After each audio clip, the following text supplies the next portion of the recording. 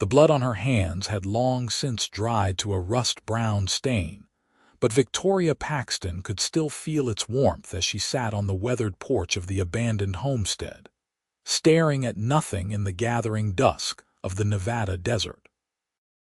She had been running for 3 days straight, her horse finally giving out 2 miles back, and now she sat with her knees drawn up to her chest, arms wrapped tight around herself, trying to make sense of the fact that her father and brother were dead and it was all her fault. The sound of hoofbeats made her stiffen, but she did not reach for the pistol at her hip. Part of her did not care anymore who found her. Part of her thought she deserved whatever was coming. The rider approached slowly, deliberately, and when he dismounted she heard the creak of leather and the jangle of spurs. Heavy boots on the wooden steps. Then he was there, this stranger, settling himself down on the opposite end of the porch with a weary sigh that seemed to carry the weight of 1,000 miles. They sat in silence as the sun bled out across the horizon, painting the sage-covered hills in shades of crimson and gold. Victoria kept her eyes fixed on some distant point, not looking at him, not acknowledging his presence.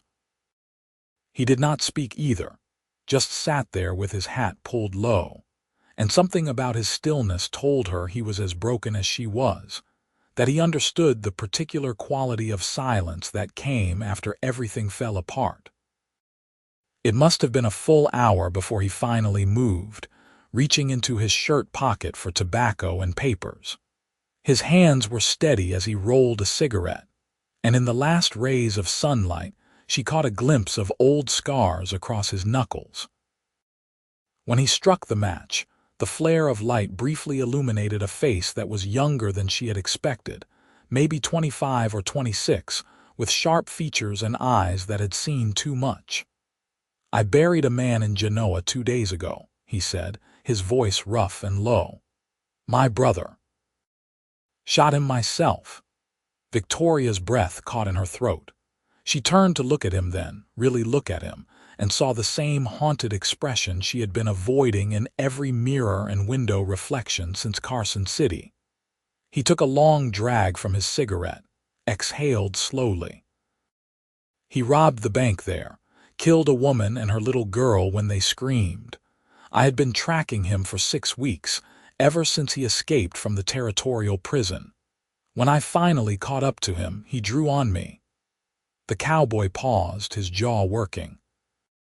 "I was the marshal who put him in that prison the first time, and I was the brother who put him in the ground the second." The words hung in the air between them, heavy with grief and guilt and the terrible weight of impossible choices.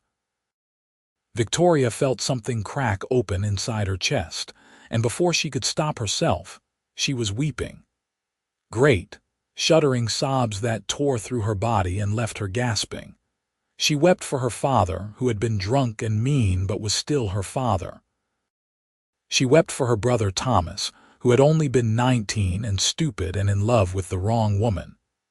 She wept for herself, for the choice she had made when she pulled that trigger, for the fact that saving her own life had cost her everything else. The cowboy did not try to comfort her or tell her it would be all right. He just sat there, smoking his cigarette, letting her cry. When she finally managed to get herself under control, wiping her face with shaking hands, he spoke again. "My name is Kane Jamison," he said. "And I figure if you are hiding out here, you got a story too." She looked at him properly then, taking in the marshal's badge pinned to his vest, the twin colts at his hips, the tired lines around his eyes. He did not look like he was about to arrest her. He looked like a man who had walked through hell and somehow made it out the other side, barely. "Victoria Paxton," she said, her voice hoarse from crying. "My father was going to sell me to a man named Silas Kern to pay off his gambling debts. When I refused, he and my brother tried to tie me up and take me to Kern's ranch by force. We fought. The gun went off.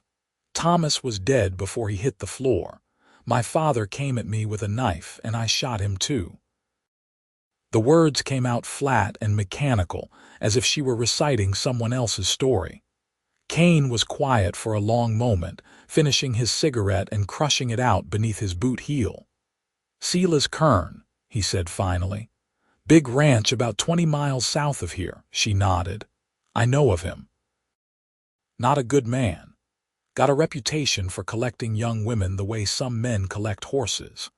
Kane turned to face her fully, his expression serious. "Did anyone see what happened?" "No. We were alone at our claim up in the hills. I ran. I did not even bury them." The shame of that admission made her voice crack. "I just ran." "Good," Kane said, surprising her. "Because if Kern finds out they are dead before they delivered you to him, he will come looking, and he has enough men on his payroll to make that a problem." Victoria felt a chill run through her despite the lingering warmth of the evening. "What should I do?" Kane was quiet again, thinking. She watched him, this stranger who had sat down beside her in her darkest moment and shared his own darkness without flinching. There was something solid about him, something steady that made her feel like maybe the world was not entirely spinning out of control. "This place belonged to anyone?" he asked. "It was the Hendersons' homestead.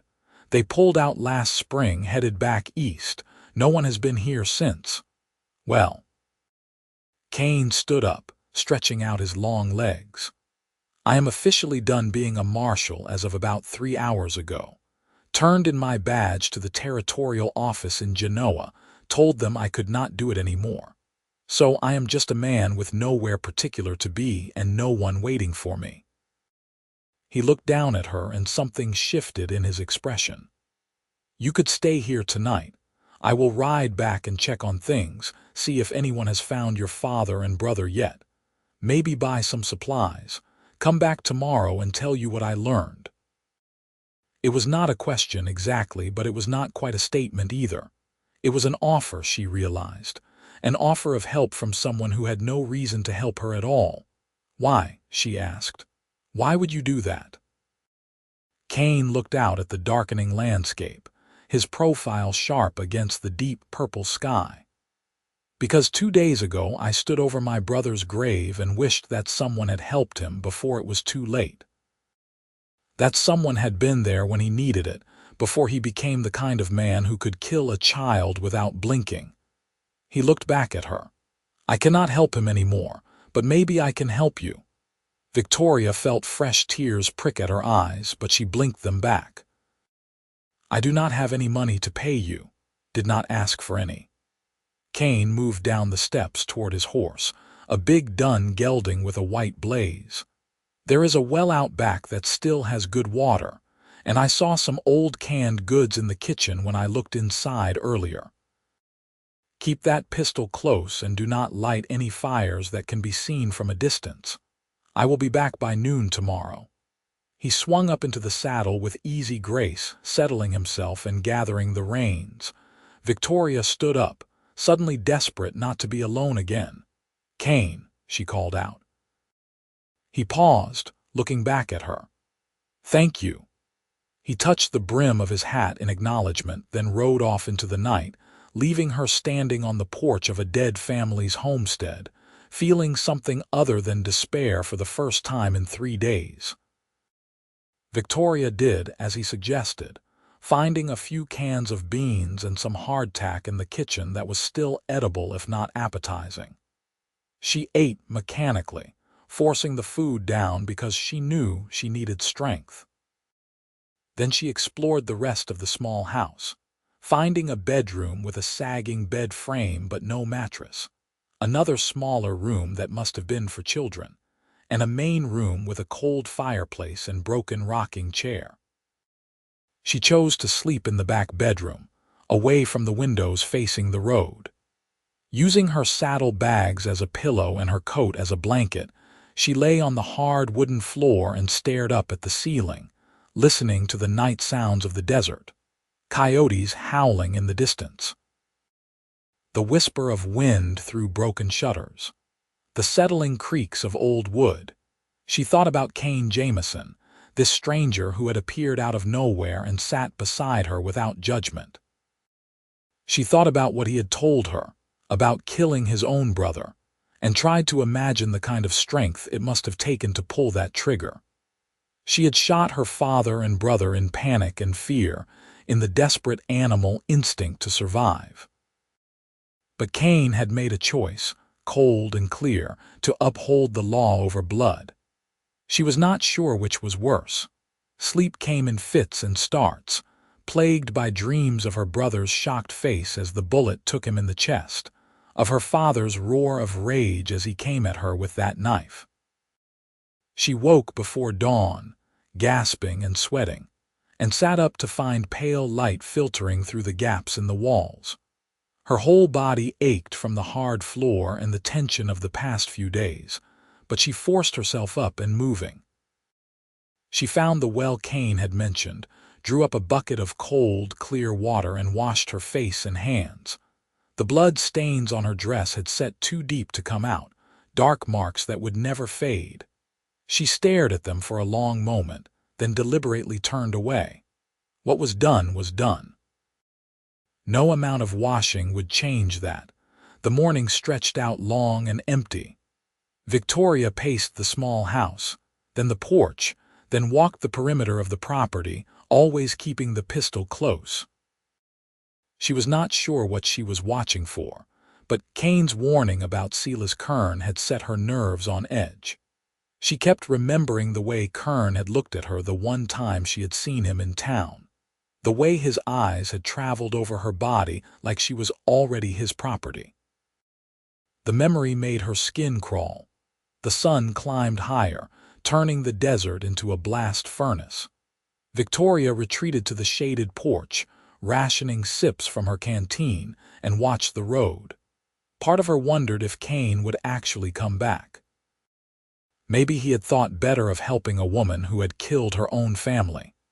Maybe he had decided it was not worth the trouble. Maybe he had just been a fever dream, a product of her exhausted, grief-stricken mind. But a few minutes past noon, she saw the dust plume of a rider approaching, and her heart kicked up in her chest. She stood, hand on her pistol, until she could make out the familiar silhouette of Kane on his dun gelding. He had a pack horse trailing behind him, loaded with supplies. He dismounted at the porch steps, and she saw the grim set of his jaw before he even spoke. "Found?" she asked. "Found," he confirmed. "A ranch hand from the Kern spread came across your claim yesterday evening looking for stray cattle. He rode straight back to tell his boss. Kern sent men into Genoa this morning asking questions about you. Said your father and brother owed him a debt and he wants to collect." Victoria's knees went weak, and she sat down hard on the porch step. "What kind of questions? Where you might have gone, if anyone had seen you." "He is offering a reward for information." Kane tied off his horses and came to sit beside her, the same position as last night. "I heard all this at the general store, bought supplies and kept my ears open. Far as I can tell, no one has connected you to me, and no one knows about this place." "But they will find me eventually," Victoria said, feeling the trap closing around her. "Maybe, maybe not." Kane pulled off his hat and ran a hand through his dark hair. "I have been thinking about it all night. You have got a few options, the way I see it.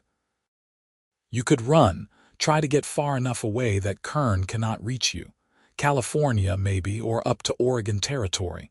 But you would be alone and broke, and that is a hard road for anyone, much less a woman on her own." "What is the other option?" Kane looked at her directly, his hazel eyes serious. "You could let me help you. Stay here, at least for a while. I bought enough supplies to last us a few weeks. In that time, we can figure out a better plan. Maybe I can talk to some people, see if there is a way to get Kern off your trail." "Why would you do that?" Victoria asked again. "You do not know me. My problems are not your responsibility." "Because I am tired of being a man who walks away," Kane said simply. "I spent 10 years as a marshal, upholding the law, doing everything by the book, and in the end it meant I had to kill my own brother. I am done with that life. But I am not done trying to do right by people." There was something raw in his voice, a vulnerability that made Victoria's chest tighten. She realized that he needed this as much as she did, that helping her was his way of finding some kind of redemption for what he had done. "All right," she said quietly. "I accept your help." Kane nodded, some of the tension leaving his shoulders. "Good. Then let us get these supplies unloaded and figure out how to make this place livable." They worked together through the afternoon, hauling sacks of flour and beans, coffee and sugar, dried meat and canned goods into the house. Kane had also bought a bedroll, some cooking pots, and a small supply of ammunition. Victoria found herself watching him as they worked, noticing the efficient way he moved, the quiet competence of everything he did. He was not a big man, perhaps 5'10" or 11, but he was lean and strong, with the kind of wiry build that came from years of hard living. When the supplies were stowed, Kane set about making the house more secure, repairing the broken shutters and reinforcing the door. Victoria started a fire in the stove and made coffee, the familiar ritual of domestic work soothing in its normalcy. When she brought him a cup, he accepted it with a quiet thanks and a small smile that transformed his face, making him look younger and less haunted. They ate dinner on the porch as the sun set, sitting in the same spots as the night before. The silence between them was comfortable now, the silence of two people who had shared something deep and did not need to fill the air with meaningless chatter. "Tell me about your family," Kane said eventually. "Before everything went wrong." Victoria was quiet for a moment, searching for words. "My mother died when I was 12. Fever. After that, my father started drinking more and working less. Thomas and I did our best to keep the claim going, but it was never enough. Every time we got a little bit ahead, my father would gamble it away or drink it up." She took a sip of coffee. "Thomas was a good boy, really. He wanted to do right. But he fell in with some bad men a year ago, started thinking he could make quick money rustling cattle.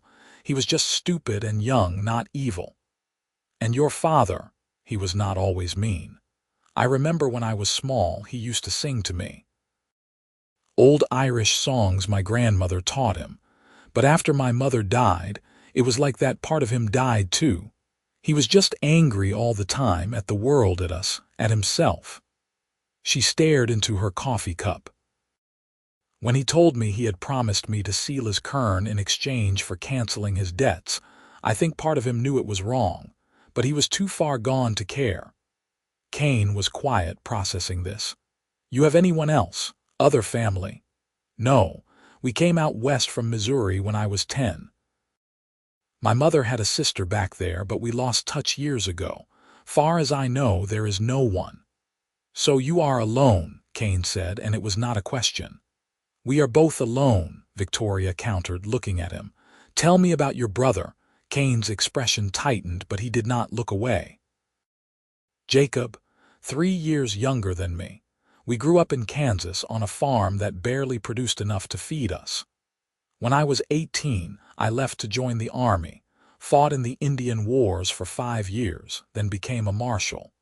Jacob stayed on the farm until our parents died, then he drifted. Got into trouble, petty theft mostly. I bailed him out more times than I can count, always thinking he would straighten out. But he did not. No, he got worse. Started riding with a gang, robbing stagecoaches and small banks. I arrested him myself 2 years ago, and he got sentenced to 10 years in the territorial prison. I thought maybe it would change him, scare him straight." Kane laughed, a bitter sound. "He escaped 3 months ago with 2 other men. They went on a spree across Nevada, getting more violent with each job. And then Genoa."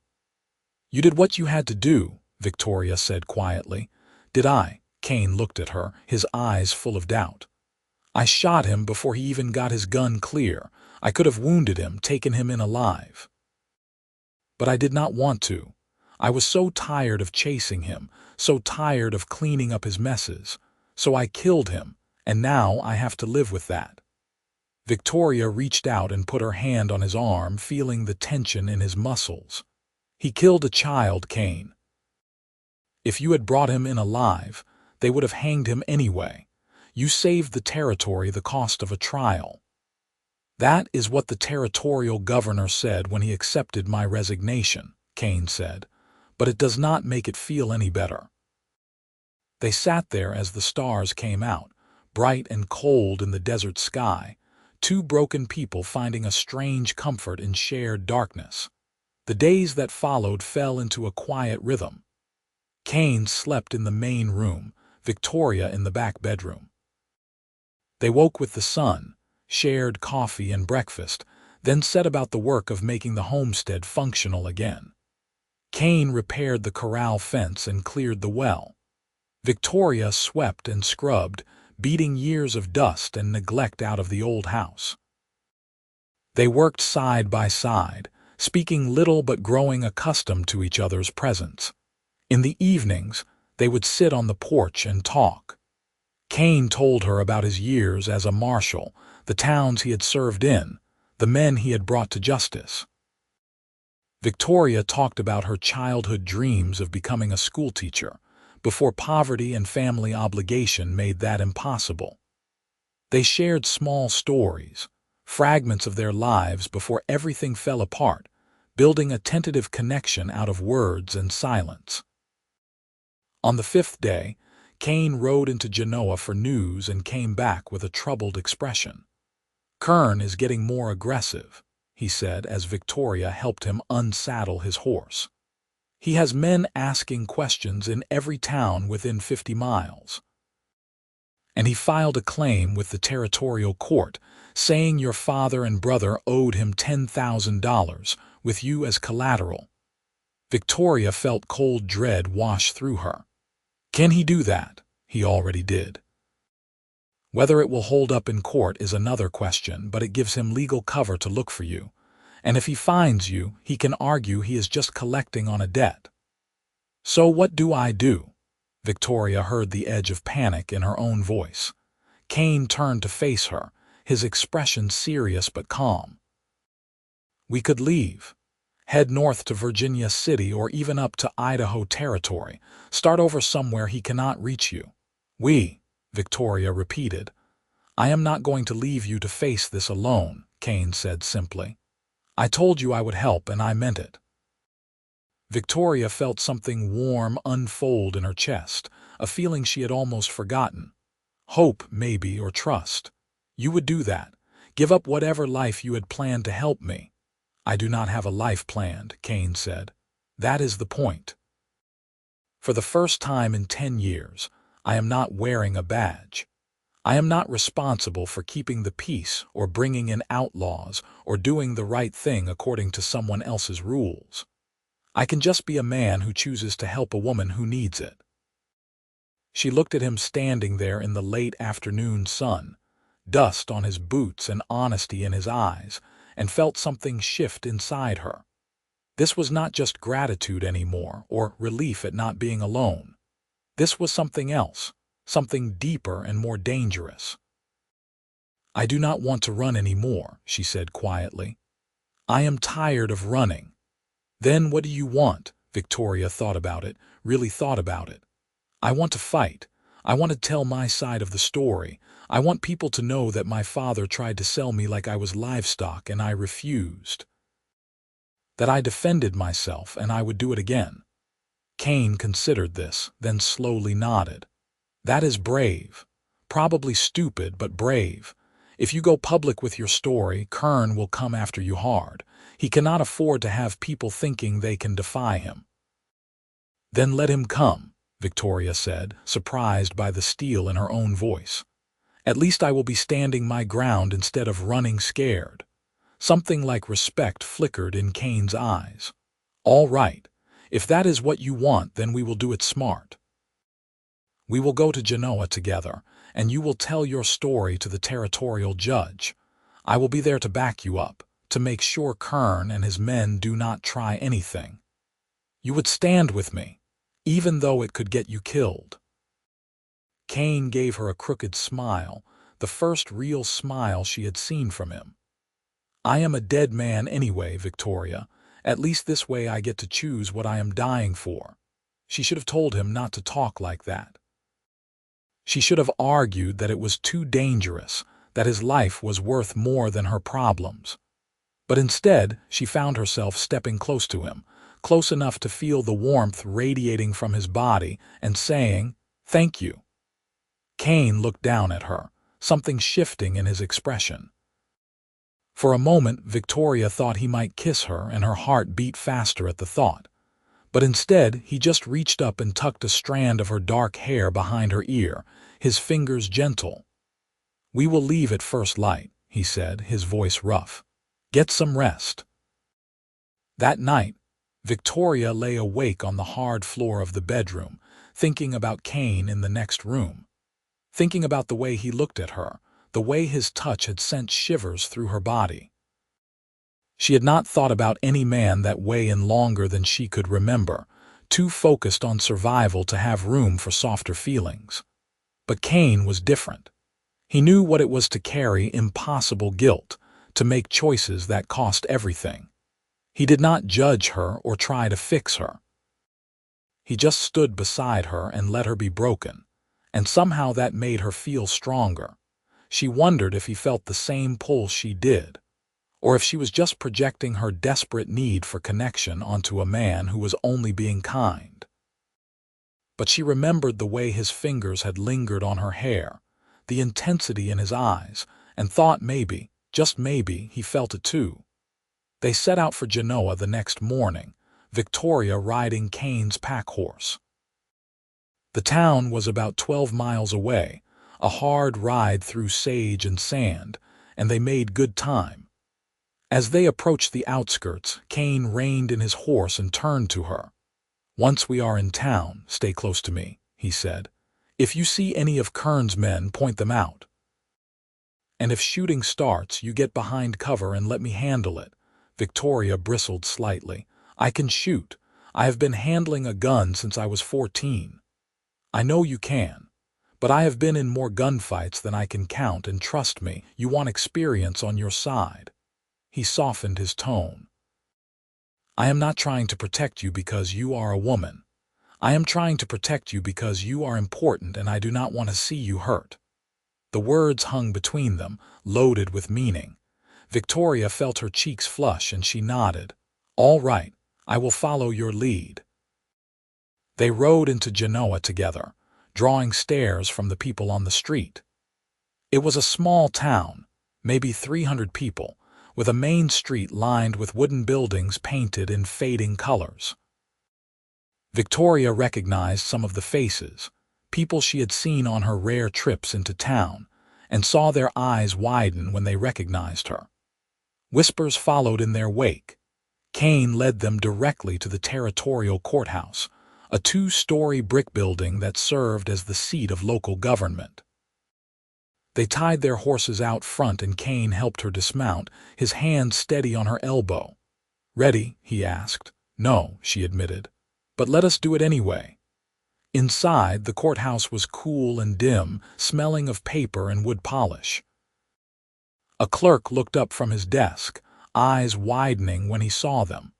"We need to see Judge Morrison," Kane said, his voice carrying the authority of his former position. "It is urgent." "The judge is not seeing anyone today," the clerk stammered.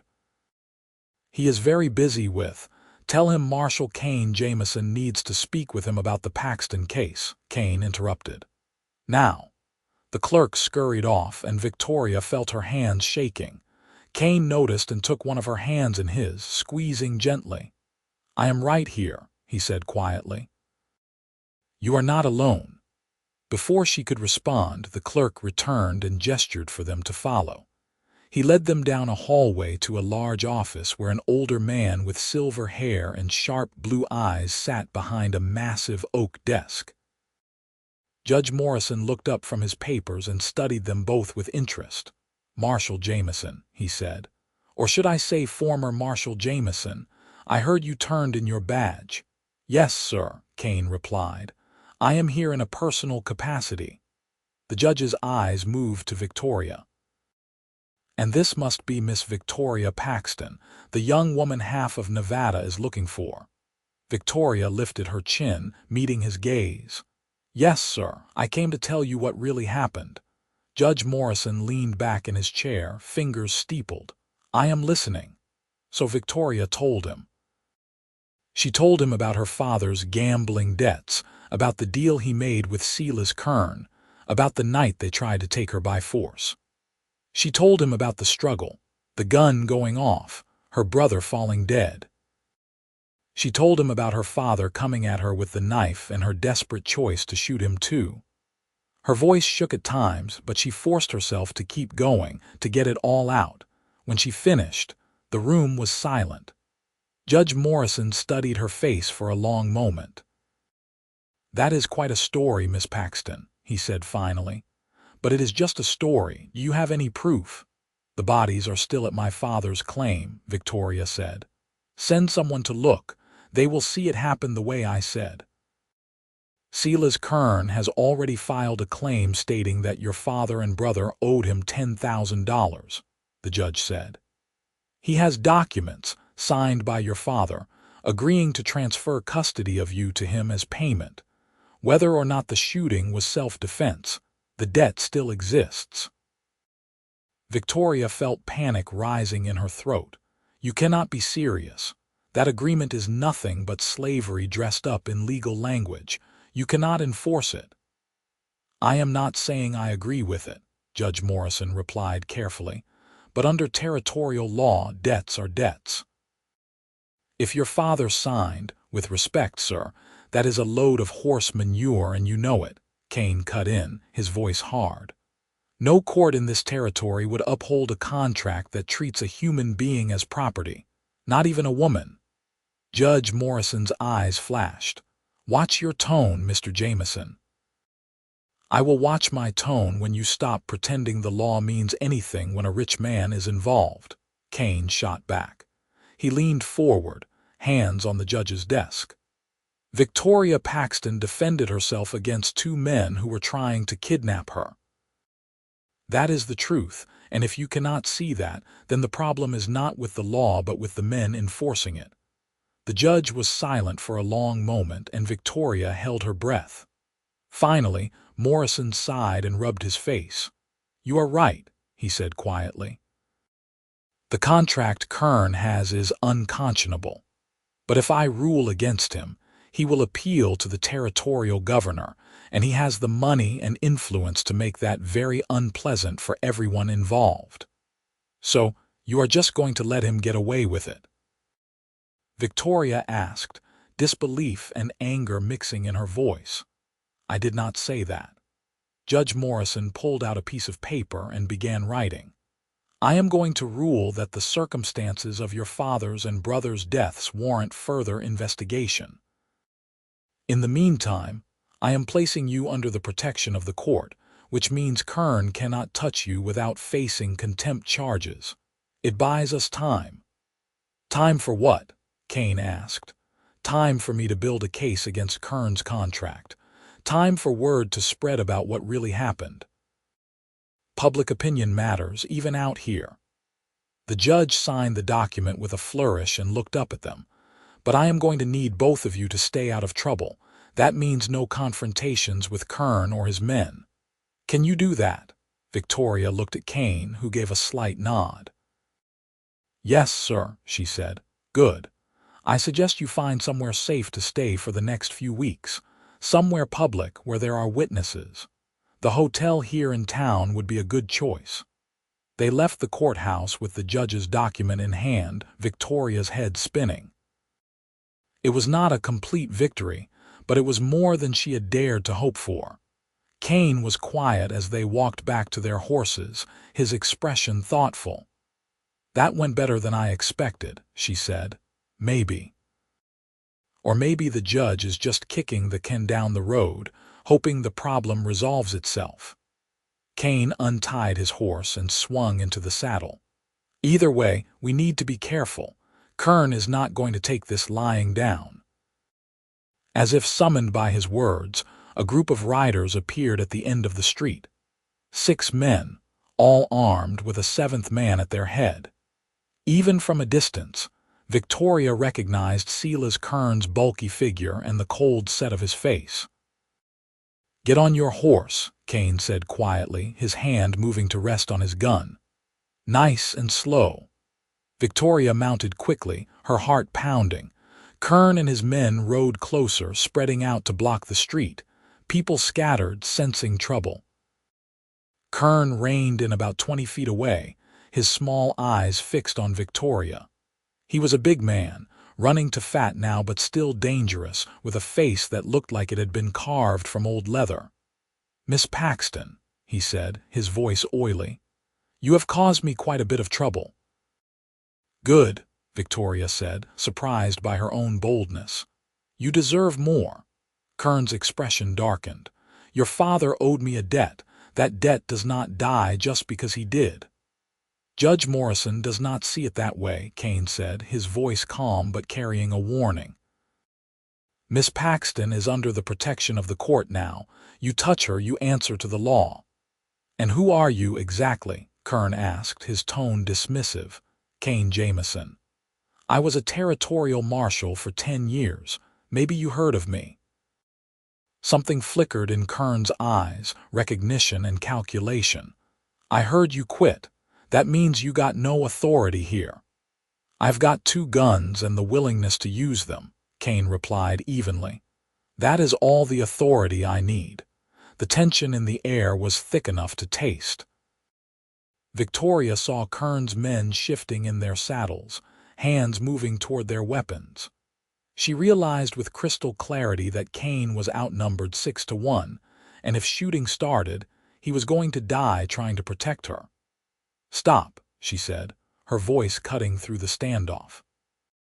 She looked at Kern. "This does not have to end in blood. Take your claim to the judge, argue your case in court. If you are right about the debt, the law will side with you." "I do not need the law to side with me," Kern said. "I need what I am owed." "You will never get it this way," Victoria shot back. "Kill us here in broad daylight with witnesses everywhere. They will hang you for murder, money or no money." Kern's jaw worked, and Victoria could see him weighing the options. Finally, he straightened in his saddle and pointed a thick finger at her. "This is not over, girl. You cost me $10,000 and made me look like a fool. I will have satisfaction one way or another." He wheeled his horse around and rode off, his men following. Victoria let out a breath she had not realized she was holding. Kane remained tense, watching until Kern and his men disappeared around a corner. "That was either very brave or very stupid," he said finally. "Probably both," Victoria admitted. Her hands were shaking again, adrenaline flooding through her system. "But it worked, did it not?" Kane turned to look at her, and there was something warm in his eyes, something that made her breath catch. "You did good, but we need to be more careful. Kern is not going to give up that easily." They rode to the hotel Judge Morrison had mentioned, a 2-story wooden building with a faded sign reading Silver Star Hotel. Kane paid for 2 rooms side by side, and Victoria did not miss the knowing look the clerk gave them.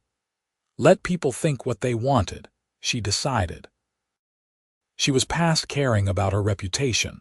Her room was small but clean, with a real bed and a washstand. Victoria sank down on the mattress, suddenly exhausted. The past week felt like a lifetime, packed with more fear and pain and strange connection than she had experienced in years. A knock on the door made her look up. Kane stood in the hallway, hat in his hands. "You all right?" he asked. "I think so," still shaking a bit. He came into the room, closing the door behind him, and sat in the chair by the window. "You handled yourself well out there." Not many people could have talked Kern down like that. "I did not want to see you die for me," Victoria said quietly. "You have done enough, more than enough." Kane was silent for a moment. What if I told you I am not doing this just because it is the right thing? What if I told you there is more to it than that? Victoria's heart started beating faster. What do you mean? He looked at her directly, those hazel eyes holding hers. I mean that somewhere between sitting on that porch the first night and riding into town this morning, you became more to me than just someone I was helping. You became someone I care about. Someone I think about when I wake up and when I go to sleep. Someone I want to protect not because you need protecting, but because the thought of anything happening to you makes me feel like I cannot breathe. The words hung in the air between them, raw and honest. Victoria felt tears prick at her eyes, but they were not tears of grief this time. Kane, she whispered, I feel the same way. I have been trying not to, telling myself it is just gratitude or relief or anything else. But it is not. It is you. The way you look at me like I am not broken. The way you stood beside me without asking for anything in return. The way you make me feel like maybe I can survive this after all. Kane stood and crossed to where she sat on the bed. He cupped her face in his hands, his touch gentle despite the calluses on his palms. You are not broken, he said fiercely. You are the strongest person I have ever met. You survived things that would have destroyed most people, and you are still fighting. That is not broken. That is courage. Then he kissed her, and Victoria felt the world fall away. His lips were warm and soft, moving against hers with a gentleness that made her chest ache. She reached up and wrapped her arms around his neck, pulling him closer, and the kiss deepened. It was not just desire, though she felt that too, a heat low in her belly that made her breath quicken. It was connection, recognition, two broken pieces finding a way to fit together. When they finally pulled apart, both breathing hard, Kane rested his forehead against hers. I should not have done that, he said, though he made no move to let her go. You have been through so much. The last thing you need is me complicating things. You are not complicating anything, Victoria said. You are the only thing that makes sense right now. They stayed like that for a long moment, wrapped in each other's arms, finding comfort in shared touch and shared breath. Eventually, Kane pulled back reluctantly. We should get some rest, he said. Tomorrow is going to be complicated. Stay, Victoria said impulsively. Not for anything improper, just stay. I do not want to be alone tonight. Kane hesitated, clearly torn between propriety and what he wanted. Finally, he nodded. All right. But I will sleep in the chair. Fine, Victoria agreed, though part of her wanted to argue. She was 22 years old, not a naive girl, and she knew what she wanted. But she also knew Kane was trying to be honorable, and she respected that. They settled in for the night, Victoria in the bed and Kane in the chair by the window, his long legs stretched out. She watched him in the dim light filtering through the curtains, memorizing the lines of his face, and felt something settle in her chest. Whatever happened next, whatever fights they had to face, they would face them together. And that made all the difference. She woke in the morning to find Kane already up, standing by the window and looking out at the street below. He had his shirt on but unbuttoned, and Victoria found herself admiring the lean muscle of his chest and stomach before she caught herself and looked away, cheeks heating. See something interesting? Kane asked, amusement in his voice. Maybe, Victoria admitted, deciding not to be embarrassed. Is that a problem? Kane turned to look at her, his eyes darkening. No, not a problem at all. The tension between them was electric, charged with possibility. Victoria started to get out of bed, then realized she had slept in her dress, which was now wrinkled and uncomfortable. She needed fresh clothes, needed to wash, needed 100 things that seemed impossible to manage while on the run. As if reading her mind, Kane said, There is a general store across the street. You should get some new things. Dresses, supplies, whatever you need. I have money. I cannot keep taking your money, Victoria protested. Why not? I have it, you need it, and I am offering. Kane came over to the bed, sitting on the edge. Let me do this for you, Victoria, please. She looked at him, at the earnestness in his face, and felt her resistance crumble. All right. But I will pay you back somehow. You already have, Kane said quietly. He reached out and tucked a strand of hair behind her ear, the same gesture from days before, and Victoria felt her breath catch. You gave me a reason to wake up in the morning. That is worth more than money. They went downstairs together for breakfast in the hotel's small dining room. The food was simple but good, bacon and eggs and fresh bread, and Victoria ate with more appetite than she had felt in weeks. Other guests stared at them openly, and Victoria heard whispers following them, but she ignored them. Let people talk. She had bigger problems. After breakfast, Kane walked her across the street to the general store, a crowded space packed with everything from farming tools to fancy hats. The proprietor, a thin man with spectacles, looked nervous when he saw them but greeted them politely enough. Victoria chose 2 simple calico dresses, one blue and one green, along with new underthings, a hairbrush, and some soap. Kane added a gun, belt, and holster to the pile, along with a box of ammunition. You already have a gun, he said when she looked at him questioningly. You might as well have a proper way to carry it. While the proprietor wrapped their purchases, Kane wandered over to the far corner of the store where a display of jewelry sat in a glass case. Victoria saw him looking at something, his expression thoughtful, but before she could go see what it was, he moved away. They returned to the hotel with their parcels, and Victoria changed into one of the new dresses, reveling in the feel of clean fabric against her skin. She braided her dark hair and looked at herself in the small mirror, hardly recognizing the woman staring back. She looked different somehow. Harder maybe, but also more alive. A knock on the connecting door between their rooms made her turn. Kane stood in the doorway, his eyes traveling over her in a way that made her skin tingle. You look beautiful, he said simply. Thank you. Victoria gestured to the gun belt lying on the bed. Will you help me with that? Kane came into the room and picked up the belt, showing her how to buckle it properly and adjust the holster for a quick draw.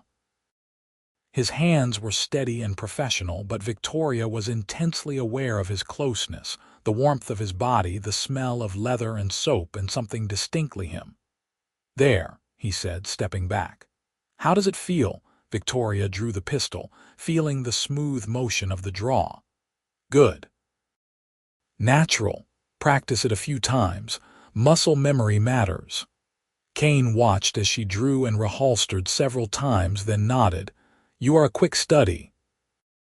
I have had good reason to learn, Victoria said, thinking of all the nights she had spent alone on the claim, knowing she was the only thing standing between her and whatever dangers the wilderness held. They spent the rest of the morning in quiet companionship, Kane reading an old newspaper while Victoria worked on mending a tear in her old dress. It felt surreal, this domestic peace after so much chaos, but Victoria found herself relaxing into it. This was what safety felt like, she realized. Not just physical safety, but emotional safety. The knowledge that someone was on her side, no matter what. Around noon, there was a knock on Victoria's door. Kane immediately stood, hand on his gun, and gestured for her to stay back. He opened the door a crack, then relaxed slightly. It is a messenger from the judge, he said, accepting a sealed envelope. He tore it open and read quickly, his expression growing serious. Judge Morrison wants to see us this afternoon. He says he has news about Kern's claim.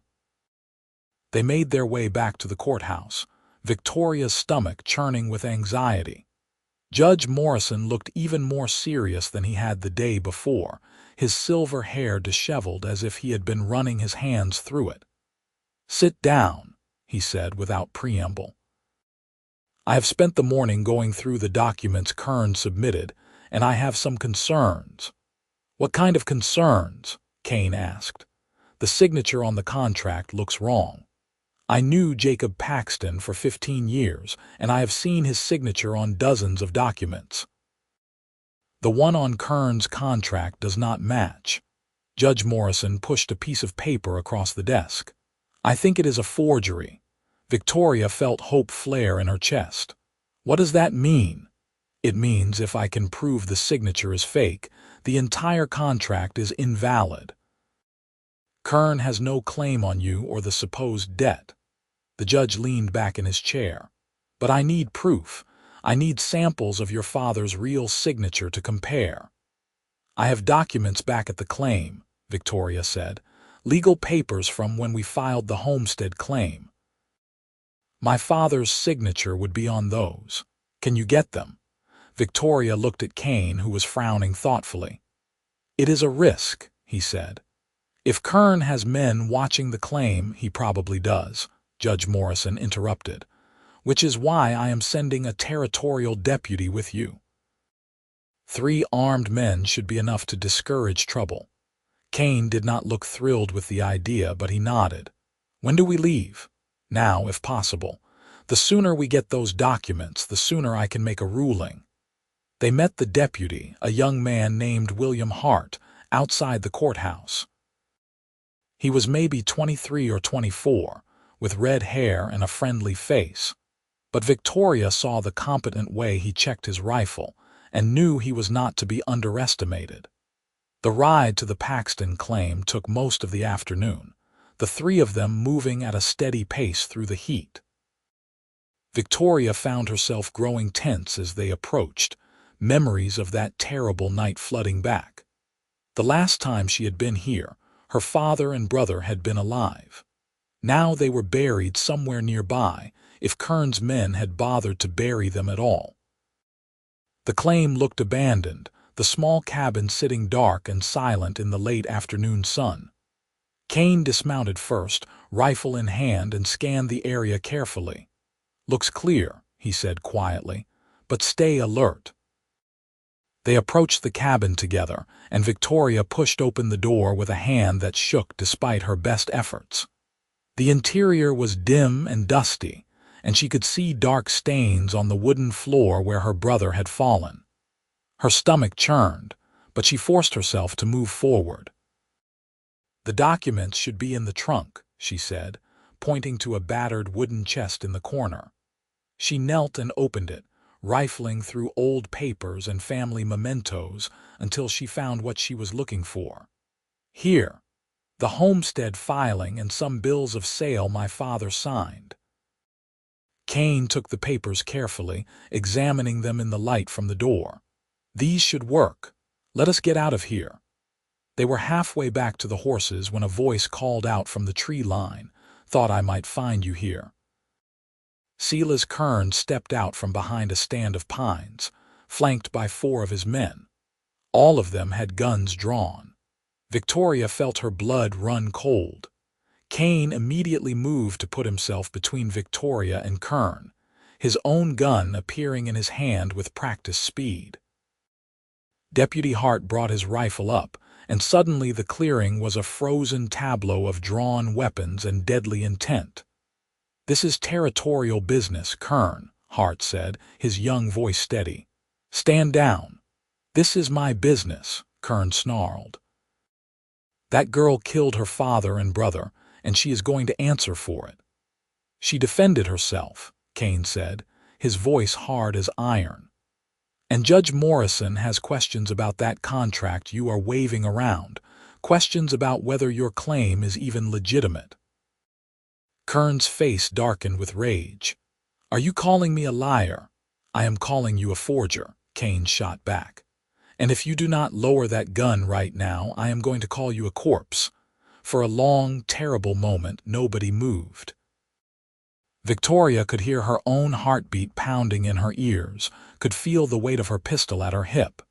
She had killed before in desperation and fear, but this was different. This was a choice, cold and clear. Then Deputy Hart spoke up, his voice carrying unexpected authority. "Mr. Kern, I am ordering you to stand down in the name of the territorial government. If you do not comply, I will arrest you for obstruction of justice and threatening an officer of the law." The addition of formal charges seemed to break through Kern's rage. He looked at his men, then at the three of them, clearly calculating the odds. Finally, with visible effort, he lowered his gun. "This is not over," he said, his voice shaking with suppressed fury. "Not by a long shot." "Yes, it is," Victoria said, surprised by the steadiness in her own voice. She held up the documents. "Judge Morrison is going to prove you forged my father's signature, and then you are going to jail. So go home, Mr. Kern. You have already lost." Kern's face went purple with rage, but he turned and stalked back into the trees, his men following. Kane did not lower his gun until they were completely out of sight. "We need to leave," he said urgently. "Now." They rode hard back to Genoa, not stopping until they were safely within the town limits. Victoria's hands were shaking from adrenaline and delayed fear, and when they finally dismounted at the courthouse, her legs almost gave out. Kane caught her, his arm strong around her waist. "You are all right," he murmured. "We made it." Judge Morrison was waiting for them, and his eyes lit up when he saw the documents. "Excellent work. Give me a few hours to examine these, and I should have enough to make a ruling." They retreated to the hotel to wait, and Victoria found she could not stop shaking. The confrontation at the claim had brought everything back, all the fear and violence and desperate survival instinct. She sat on the edge of the bed, hands clenched together, trying to hold herself steady. Kane knelt in front of her, taking her cold hands in his warm ones. "Talk to me." "I thought he was going to kill you," Victoria whispered. "I thought I was going to watch you die because of me, and I could not bear it." "Hey." Kane reached up and tilted her face so she was looking at him. "I am fine. We are both fine." Kern is a bully and a coward, and he backed down when it mattered. But what if he had not? What if Kane silenced her with a kiss, soft and reassuring? When he pulled back, his eyes were intense. "No what-ifs. We are here. We are safe. That is what matters."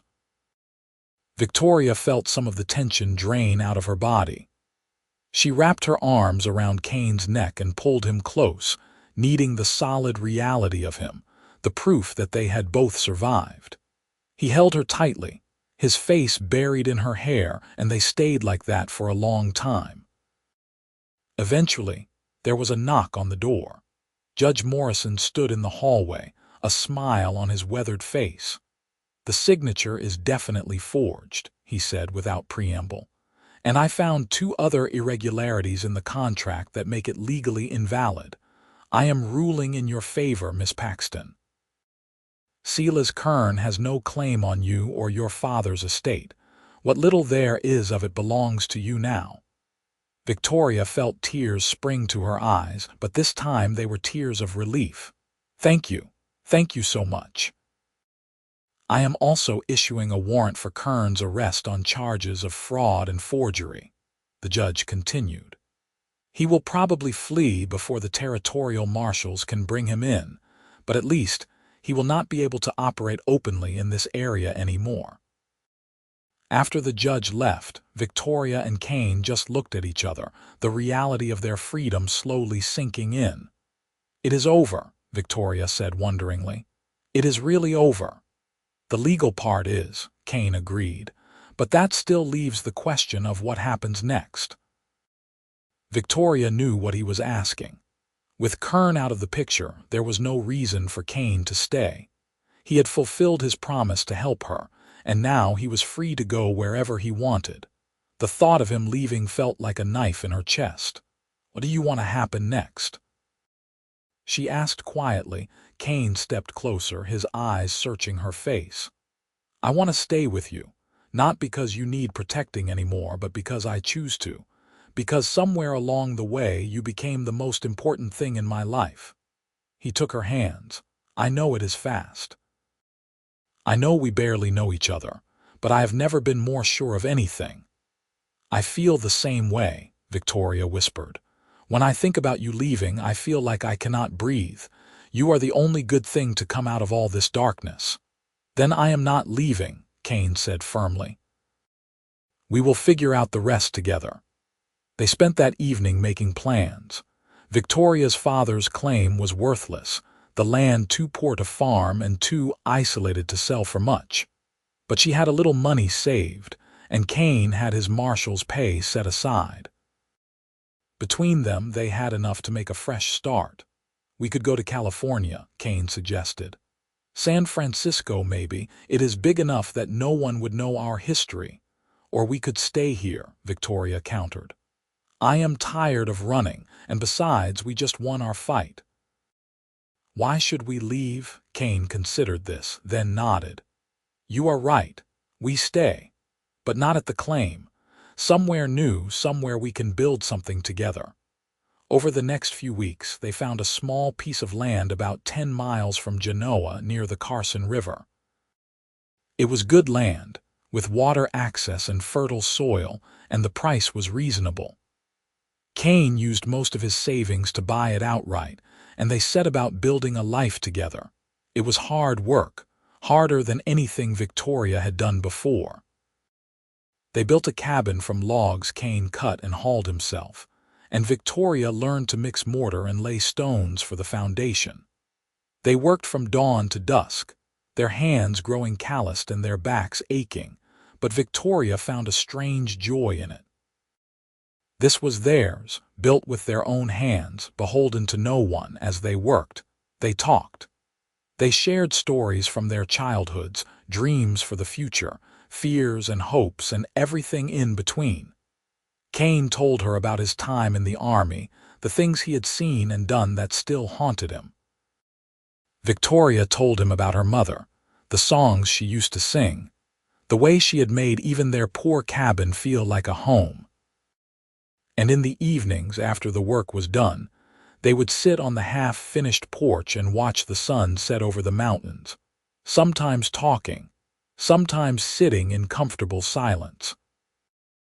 Those moments reminded Victoria of that first night, two broken people sharing space without judgment, but now there was something more.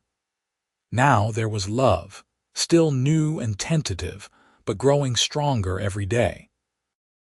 One evening, about 6 weeks after they had started building, Kane finished hammering in the last board on the porch and stood back to survey their work. "It is done," he said, wonder in his voice. "We actually did it." Victoria came to stand beside him, looking at the sturdy cabin with its stone foundation and solid walls. It was not fancy, but it was well built and weatherproof, a real home. Their home. "We did," she agreed, feeling pride swell in her chest. Kane turned to face her, his expression serious. "Victoria, I need to ask you something." She felt her heart start to beat faster. "What is it?" He reached into his pocket and pulled out a small box. When he opened it, Victoria saw a simple silver ring with a small blue stone.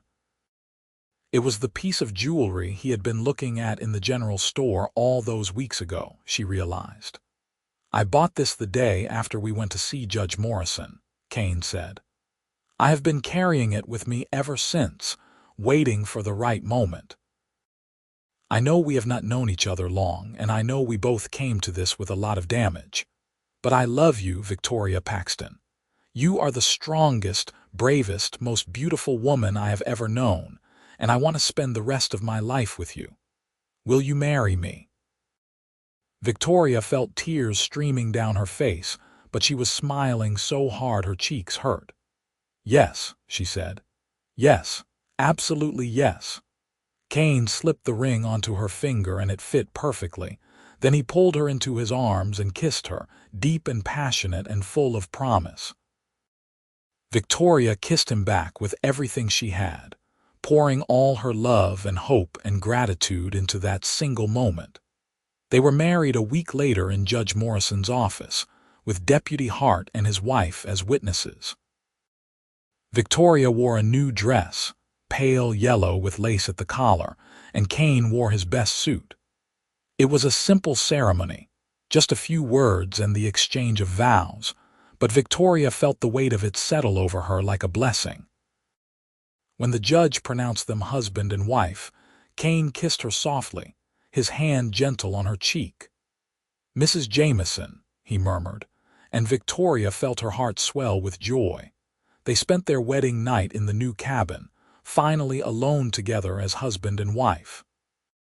Kane carried her over the threshold, both of them laughing, and set her down gently in the main room.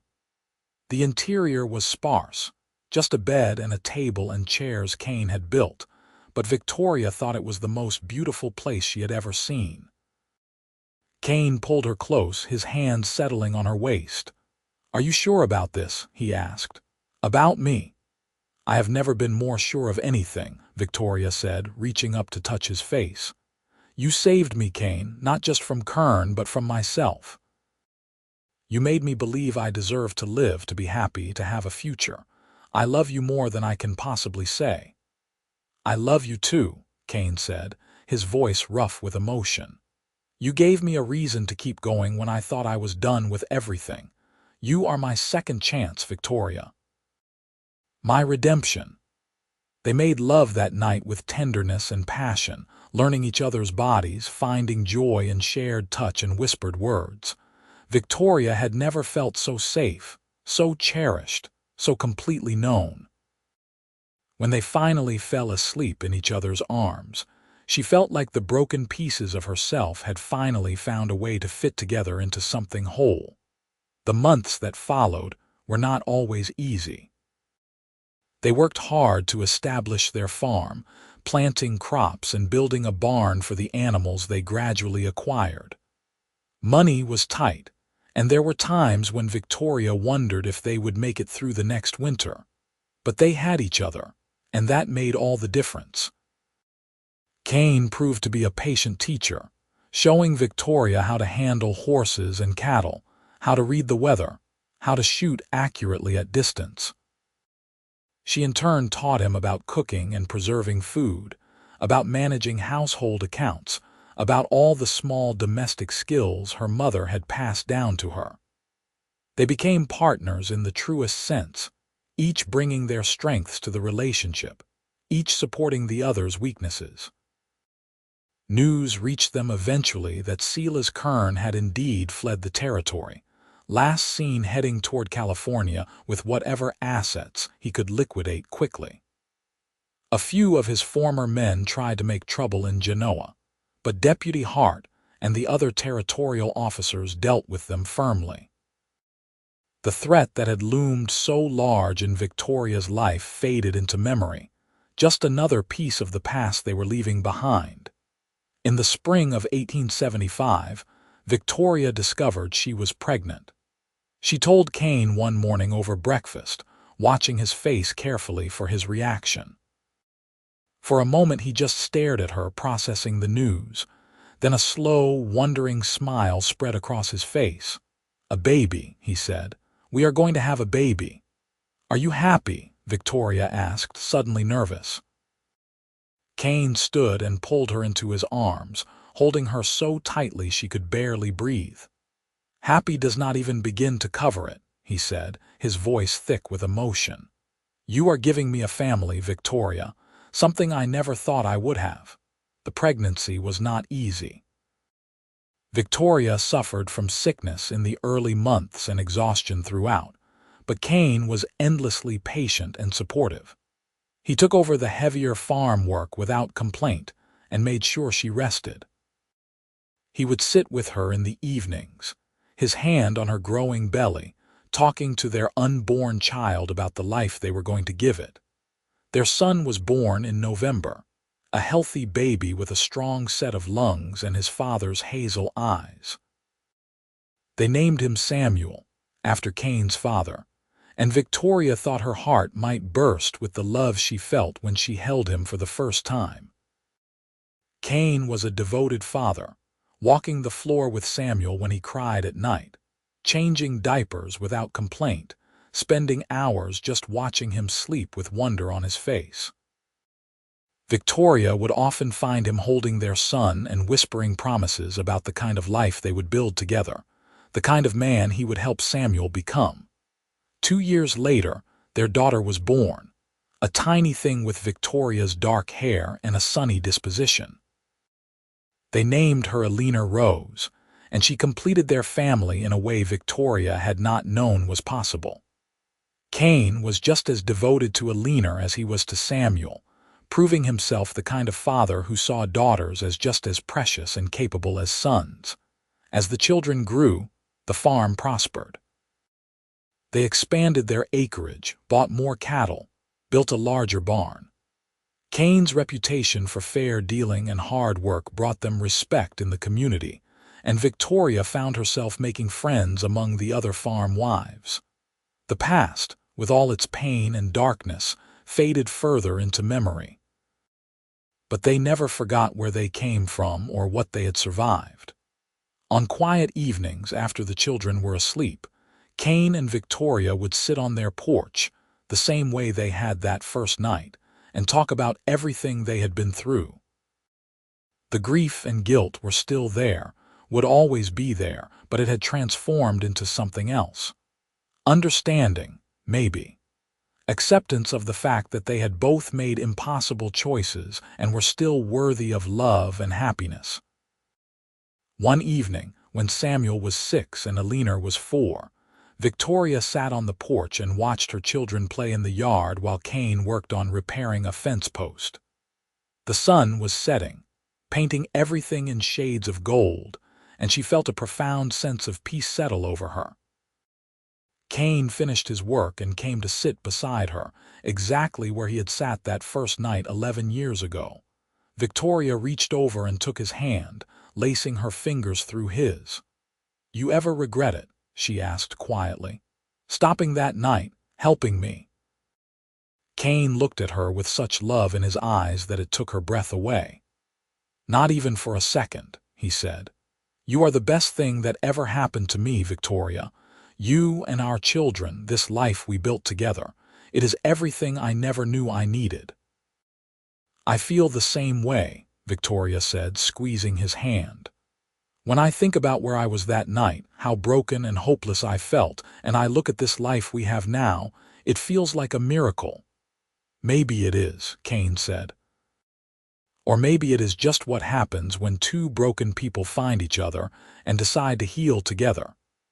They sat in comfortable silence, watching their children play, feeling the warmth of the setting sun on their faces. Samuel ran over, breathless and laughing, with Alina chasing behind him. "Papa, Mama, come play with us," Samuel demanded, tugging on Kane's hand. "Yeah, play with us," Alina echoed, her little face serious. Kane looked at Victoria, eyebrows raised in question. She smiled and stood, pulling him up with her. "All right," Kane said, scooping Alina up and making her shriek with laughter. "What are we playing?" "Tag," Samuel announced. "And you are it." They spent the next hour running and playing with their children, all 4 of them laughing and happy under the fading light. Later, after the children were bathed and tucked into bed, Victoria and Kane lay together in their own bed, wrapped in each other's arms. "Thank you," Victoria whispered into the darkness. "For what?" Kane asked, his breath warm against her hair. "For speaking first that night. For breaking the silence. For giving me a reason to believe things could get better." Kane pulled her closer, pressing a kiss to her forehead. "Thank you for crying, for letting me see that I was not alone in my pain, for showing me that broken things can be put back together stronger than before." They fell asleep like that. 2 people who had found each other in their darkest moment and built a life full of light together. Years continued to pass, bringing more challenges and more joys. They added 2 more children to their family, twin boys named Michael and Daniel, born when Samuel was 10. The farm continued to grow, becoming one of the most prosperous in the area. Samuel grew into a serious young man who loved working with the cattle, while Alina showed a gift for numbers and helped Victoria manage the farm's accounts. The twins were wild and energetic, keeping everyone on their toes. Kane's reputation spread beyond their immediate community. People came to him for advice on livestock and farming, and he was known as a fair man who kept his word. He never wore a badge again, never went back to law enforcement, but he maintained the same sense of justice and integrity that had made him a good marshal. He taught his sons to be honorable, to stand up for what was right, and to treat everyone with respect regardless of their station in life. He taught Alina that she was just as capable and valuable as any man, and that her dreams mattered just as much as her brothers. Victoria became known for her kindness and generosity. When a family in the area fell on hard times, she was the first to organize help. She taught Alina and the other young women in the community to read and do mathematics, believing that education was the key to independence. She never forgot what it felt like to be powerless and at someone else's mercy, and she worked to make sure no other woman in their community would face that kind of helplessness. On their 15th wedding anniversary, Kane gave Victoria a beautiful rocking chair he had spent months building in secret. It was made of oak, strong and sturdy, with their initials carved into the back along with the date of their wedding. "For our porch," he said as she ran her hands over the smooth wood. "So we can sit together and watch our grandchildren play someday." Victoria threw her arms around him, tears streaming down her face. "It is perfect. You are perfect." "Not perfect," Kane corrected gently. "Just a man who loves you more than anything in this world." They placed the rocking chair on the porch, and it became Victoria's favorite spot. She would sit there in the evenings, rocking slowly, watching the sun set over the mountains while Kane sat on the steps or in his own chair beside her. Sometimes they talked, sometimes they just sat in comfortable silence, but always they were together. When Samuel turned 18, a young woman named Margaret Olson caught his eye. She was the daughter of a neighboring rancher, a practical girl with a good head on her shoulders and a kind heart. Victoria watched her son fall in love with the same wondering intensity Kane had shown all those years ago, and she felt her heart swell with pride. Samuel married Margaret the following spring in a celebration that brought together the whole community, and Victoria cried happy tears as she watched him promise to love and cherish his bride. Alina, to no one's surprise, announced at 16 that she wanted to go to college and become a teacher. It was an unusual dream for a young woman in Nevada Territory in 1882, but Kane and Victoria supported her completely. They sent her to San Francisco to attend the normal school there, and she excelled, coming home on holidays full of stories and ideas. She eventually returned to Genoa and opened a small school, teaching reading and arithmetic to children from all the surrounding farms. The twins grew into strapping young men with their father's easy grace and their mother's quick wit. Michael wanted to be a veterinarian, fascinated by animal medicine, while Daniel dreamed of becoming a lawyer. Victoria and Kane encouraged both boys, proud of their ambition and determination. In the summer of 1885, 20 years after that first meeting on the abandoned porch, Victoria and Kane took a trip back to the old Henderson homestead. It had long since fallen into complete ruin, the roof collapsed and the walls weathered to gray, but the porch was still there, somehow standing despite the years. They sat down in the same spots they had occupied that first night, and Victoria felt the weight of memory settle over her like a blanket. "You remember what you said?" she asked Kane. "That first night, I told you about Jacob," Kane said quietly, "about killing my brother." "And then I cried," Victoria said. "I cried like I had been holding it in forever, and you just let me." "You needed to cry," Kane said, "and I needed to say the words out loud, to admit what I had done to someone who might understand." Victoria looked at the faded boards of the porch, remembering the woman she had been that night. Scared, broken, convinced her life was over. If someone had told her then that she would end up happy with a loving husband and 4 beautiful children and a prosperous farm, she would not have believed it. "We came so far," she said wonderingly. "We did it together," Kane corrected. He stood and held out his hand to her. "Come on. Let us go home." Home. Victoria took his hand and let him pull her to her feet, and they walked back to their horses together. Home was not this ruined place where they had first met, full of ghosts and pain. Home was the farm they had built with their own hands, the family they had created, the life they had fought for and earned. They rode back as the sun set, painting the Nevada desert in familiar shades of crimson and gold. Victoria looked over at Kane, at the man who had sat beside her in her darkest moment and refused to leave, and felt her heart overflow with gratitude and love. That evening, they sat on their porch with all 4 of their children gathered around. Samuel had brought Margaret and their newborn son, making Victoria and Kane grandparents for the first time.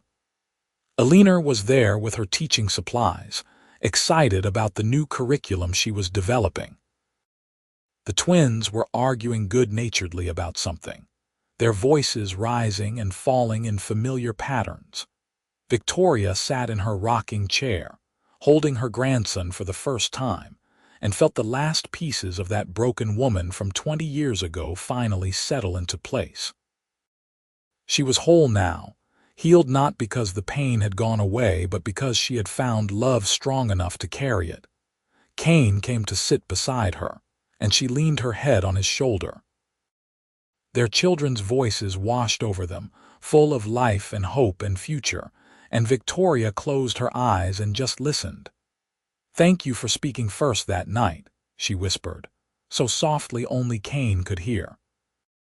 He pressed a kiss to her temple, his hand covering hers where it rested on the arm of her chair. "Thank you for being brave enough to weep," he whispered back, "for showing me that tears are not weakness but the beginning of healing." They sat together as the stars came out, surrounded by the family they had built and the life they had created from ashes and grief. 2 broken people who had found each other on a dark night, who had chosen love over despair, who had built something beautiful from the wreckage of their pasts. Years continued to pass in the way they do, bringing both joy and sorrow. Victoria's grandson was followed by 3 more grandchildren from Samuel and Margaret, each one a blessing. Alina eventually married a young attorney from Virginia City, and they moved back to Genoa to start their own family. The twins both pursued their dreams, Michael opening a veterinary practice in Carson City, and Daniel passing the bar and joining a law firm in Reno. Kane and Victoria grew older together, their hair turning gray, their hands becoming gnarled with arthritis, but their love never dimmed. If anything, it grew stronger with each passing year, tempered by shared experience and deepened by mutual understanding. They sat on their porch every evening without fail, holding hands and watching the sunset, talking about their children and grandchildren, remembering their past, dreaming about whatever time they had left together. In the spring of 1895, Kane fell ill with pneumonia. Victoria nursed him tirelessly, refusing to leave his side, bringing all her strength to bear in fighting for his life. For a week, he hung in the balance, and Victoria prayed harder than she had ever prayed in her life. She could not imagine a world without Kane in it, could not fathom continuing on alone after everything they had shared. But Kane was strong, stronger than the illness, and he pulled through. When he was finally well enough to sit up and eat solid food again, he looked at Victoria with tears in his eyes. "I am not ready to leave you yet," he said, his voice still weak. "I need more time." "You will have it," Victoria said fiercely, gripping his hand. "We will have years yet, Kane Jamison," I am not letting you go that easily. And they did have more years. Kane recovered fully, though he moved a bit slower afterward and tired more easily. They celebrated their 30th anniversary surrounded by their children and grandchildren, a gathering so large it filled their farmhouse to bursting. Victoria looked around at all the faces, at the family that had grown from that chance meeting on an abandoned porch, and felt overwhelmed with gratitude. Kane stood and raised his glass, calling for quiet. When everyone had settled, he cleared his throat and began to speak. 30 years ago, I was the most broken man you could imagine. I had just killed my own brother and I thought my life was over. I turned in my badge and rode away from everything, not caring where I ended up. He looked at Victoria, his eyes shining. And then I found a woman sitting on a porch, just as broken as I was. I sat down beside her, and I told her the worst thing I had ever done, and she cried. She cried like her heart was breaking, and I understood that I was not alone. Victoria felt tears streaming down her face as Kane continued. That woman became my wife, my partner, my best friend, and the love of my life. She gave me 4 incredible children and showed me that broken things can heal, that people who have done terrible things can still deserve happiness, that love is stronger than guilt or grief or regret. Kane raised his glass higher. To Victoria, who saved my life by letting me save hers, to 30 years of building something beautiful together, and to 30 more, God willing. To 30 more, the room echoed, glasses clinking together. Kane sat down beside Victoria and took her hand, and she leaned her head on his shoulder the way she had done countless times over the years. Their children and grandchildren moved around them, talking and laughing, but Victoria and Kane stayed still, wrapped in their own private moment. I love you, Victoria whispered. I love you too, Kane whispered back. Always and forever. They continued on together through the years, watching their grandchildren grow and start families of their own. The farm passed to Samuel, who ran it with the same dedication his father had shown. Eleanor's school became one of the most respected in the region. Michael's veterinary practice thrived, and Daniel became a well-known attorney specializing in helping people who could not afford representation. Victoria and Kane moved into a smaller house on the property, close enough to be involved in family life, but far enough to have their own space. They kept their porch, though, bringing the rocking chair Kane had made all those years ago. Every evening without fail, they would sit together and watch the sun set, holding hands and talking about everything and nothing. On a warm evening in June of 1905, 40 years to the day after they first met, Kane and Victoria sat on their porch as usual. Kane was 81 now, Victoria 76, but they still held hands the same way they had when they were young. 40 years, Victoria said wonderingly. Can you believe it has been 40 years? Best 40 years of my life, Kane said. He squeezed her hand gently. I would not change a single moment. Not even the hard parts, Victoria asked. Not even that first night with all the pain and guilt. Especially not that first night, Kane said firmly, because that pain and guilt led me to you. Every dark moment in my past was worth it because it brought me here to this porch, holding your hand and watching another sunset with you. Victoria felt tears prick at her eyes, but they were happy tears. I feel the same way. I would go through it all again, every terrible moment, if I knew it meant I would end up with you. They sat in comfortable silence as the sun painted the sky in shades of crimson and gold, the same colors it had shown that first night. Victoria thought about the woman she had been, covered in blood and convinced her life was over. She thought about Kane, broken and lost, sitting down beside her and offering the gift of his own darkness. She thought about everything that had come after, the love and family and life they had built together from ashes and grief. "Thank you," she said quietly. "For what?" Kane asked, the same question he had asked so many times over the years. "For everything," Victoria said. "For speaking first. For staying. For loving me even when I was unlovable.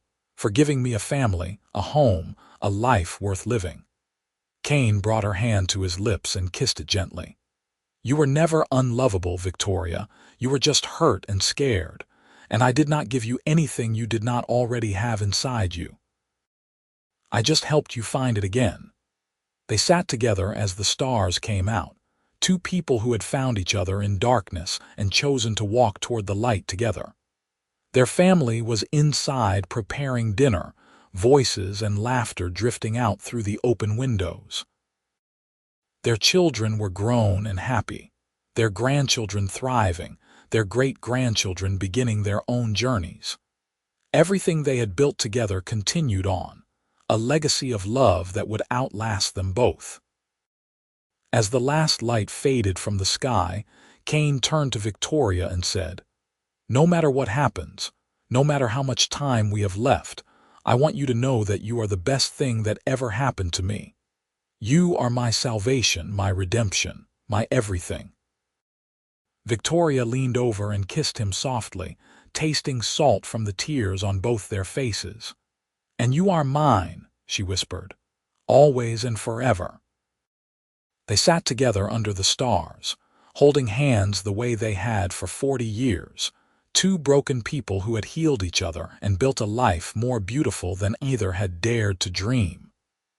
The night grew dark around them, but they were not afraid. They had faced darkness before and found light on the other side. Together, they could face anything. And they did, continuing on through more years of love and laughter, grief and joy, all the ordinary moments that make up a life well lived. When Kane finally passed away peacefully in his sleep at the age of 87, Victoria held his hand and whispered her love one last time. She grieved deeply, but not hopelessly, because she knew that what they had built together would endure.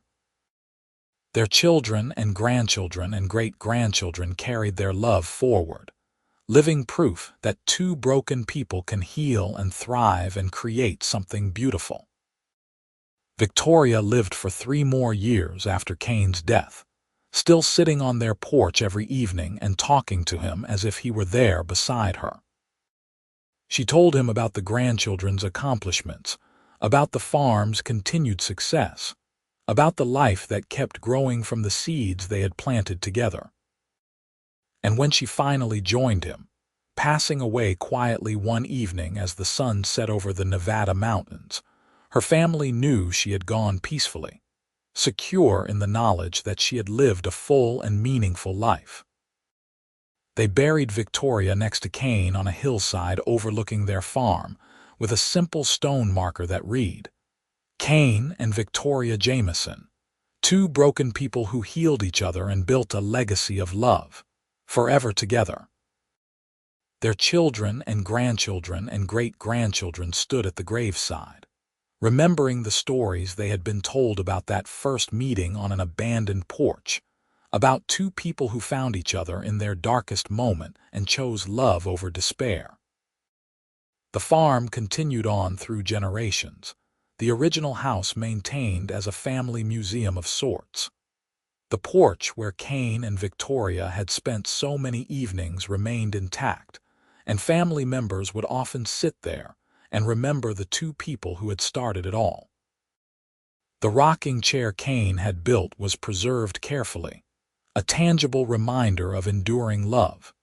Their story became family legend, passed down through the years as an example of resilience and hope, and the transformative power of love. Great-great-grandchildren who never knew Kane and Victoria personally still knew their story, still understood that their family had been built on a foundation of two people who refused to let their past define their future. And sometimes, on warm summer evenings when the sun sets over the Nevada desert in shades of crimson and gold, Family members swear they can feel a presence on that old porch.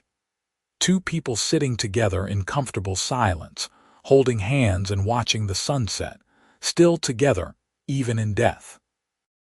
Two broken people who spoke first and wept together, who healed each other and built something beautiful, whose love proved stronger than guilt or grief or any darkness the world could throw at them.